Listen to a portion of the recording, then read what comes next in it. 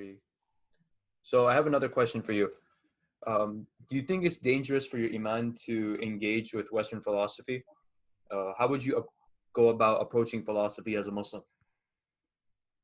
Yeah, so I studied Western philosophy. I think the worst thing that Muslims can do is to take philosophy 101, like as soon as they get into college. Philosophy 101 is just basically telling the student, oh, you can question all your beliefs. All your beliefs can be questioned. Oh, look, here is a pen. I have a pen in my hand, but do you really know that there's a pen in my hand? Ooh, this is philosophy. Like this is what they talk about in philosophy 101. And if you're not aware of like what's going on, it can lead to a lot of confusion and doubts. So I recommend like Muslims don't take philosophy 101. It's a waste of time. If you want to take philosophy in college, take philosophy of science or take logic. Those will be worth your time and they'll actually help you understand a lot of different aspects of Western thought and philosophical thought. As far as engaging with philosophy, I think that if it's a principled engagement through the right channels, then it's something important. And that's what I'm trying to do with my writing and my teaching is a principled engagement with philosophy from a critical perspective to champion Islam and to defend Islam against these Western ideologies. So from that frame, then yes, I obviously think that Muslims need to be able to engage with Western philosophy. It's something that is a requirement of being able to address these doubts and these shubuhat that Muslims have. You can't address these doubts without engaging in Western philosophy, but that should be done by people who are trained for that and who won't fall for things.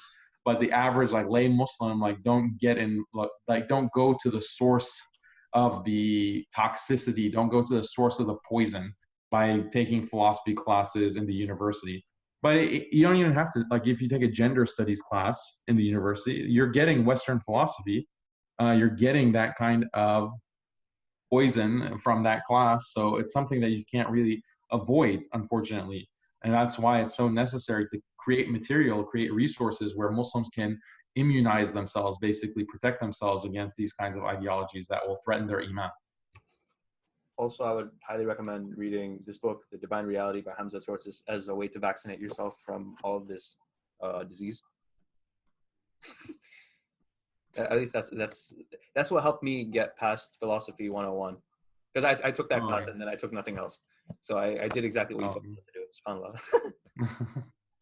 Yeah, it's a problem. You have examples of, I heard a couple of cases, or more than a couple of cases. Like I gave a class in New Jersey, and then I gave a class in Tampa, and then I gave a class in Oklahoma. And in each of these places, I heard the same exact story of a Muslim kid who was memorizing the Quran, and he was in Islamic school for his whole life, and then he went to college and took one philosophy class, and he left Islam. So I heard this example in 3 different places. It's like, what's going on? Like, why is this happening? And it's because you shouldn't be taking that class if you don't have the kind of tools necessary to be able to understand what's happening. Well,